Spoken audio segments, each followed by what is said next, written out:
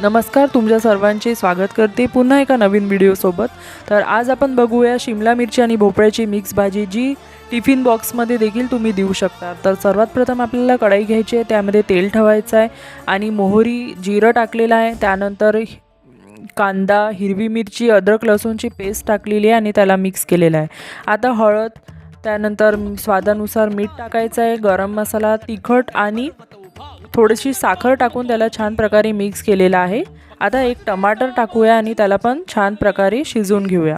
आता मी शिमला मिरची आणि जे भोपळा आहे त्याला छान प्रकारे वॉश करून कट केलेला आहे। त्यामध्ये थोडंसं पाणी टाकायचं आहे, त्यामुळे आपली भाजी लवकर शिजेल आणि थोडा वेळ वाफायला ठेवून द्यायचं आहे। आता आपण पाहूया आणि पुन्हा एकदा मिक्स करूया। त्यानंतर आपण प्लेट ठेवून पुन्हा त्याला झाकून देऊया आणि पहा, आपली भाजी शिजून तयार आहे। वरून आपण कोथिंबीर टाकूया। आपली रेसिपी बनून तयार आहे। तुम्हाला रेसिपी आवडली असेल तर नक्की लाईक, शेअर, सबस्क्राईब करा।